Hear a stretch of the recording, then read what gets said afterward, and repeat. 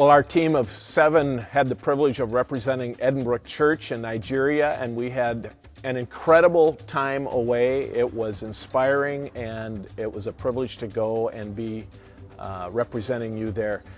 Let me just share quickly 3 highlights of our time away. The first, of course, was the dedication of the guest house, which has been named the House of Hope, and how appropriate for this to be named that in this area where so many people have so little hope. The ministry of Getchen is like a light of hope to those people there who have so little, many of them nothing, and now are dying from this terrible disease.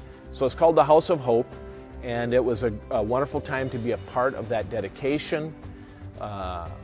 It was a day that honored the Lord when we celebrated what God had done, and we dedicated that facility along with a restaurant, which our church also funded. It's a part of that guest house. This restaurant will be wonderful because it gives a place for the staff to eat, those who walk miles and sometimes days to get to Getchen for help. It gives them a place to eat. It will also allow Art and Dorothy to have a house that is really their house, a little bit more than it is now, rather than everyone having to eat there and get internet access there and all of these other things. So that was wonderful. We have truly given them a gift. It will enable them to increase their ministry through more people coming and helping as they stay and live at that guest house. So thank you so much for that. It was a privilege to be there for that. Our second highlight was Mbamga. It is a village 2 hours away from Gembu through the mountains and valleys and beautiful scenery of the area, but treacherous roads don't even describe what it takes to get there.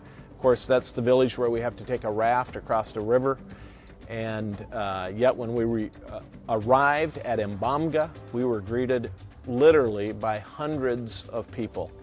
Many of them were little children with starry eyes and big smiles, excited to see us. We went there that day just to observe the funding of the foster parent program there. 2.5 years ago, when Larry Peterson and I were in Mbamga, there were 39 orphans in foster homes in that village. Today there are 160 children in foster homes just in that village alone.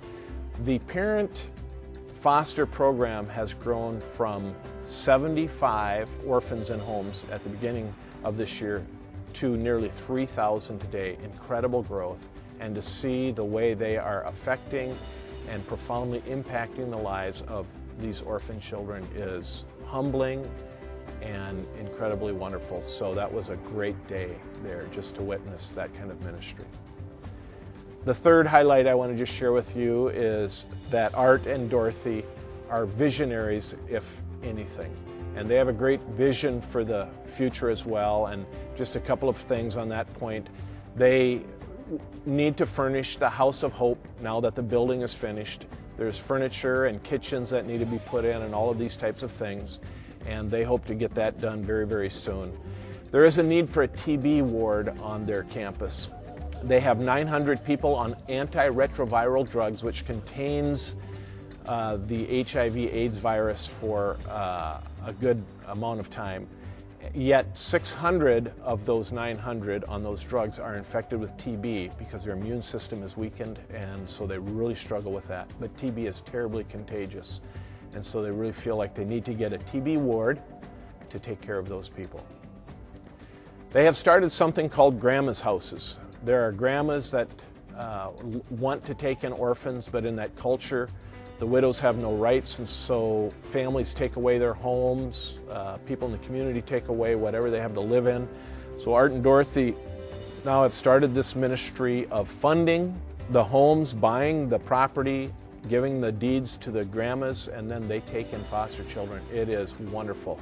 We visited one grandma house, and the grandma said to us, she said, "I have never slept in a bed before this time." And she said, "This must be what heaven is like." And yet their home is so simple, you cannot imagine how simple it is. So it's a great ministry. And just one more thing, they have a real need for a training center. Now, of course, with 150 staff people.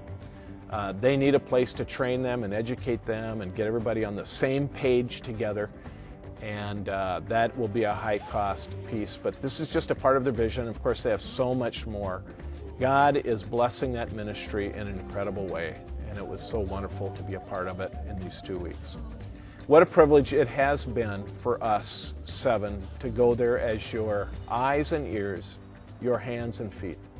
What a tremendous opportunity we have to continue to make a profound impact in this little dark corner of the world.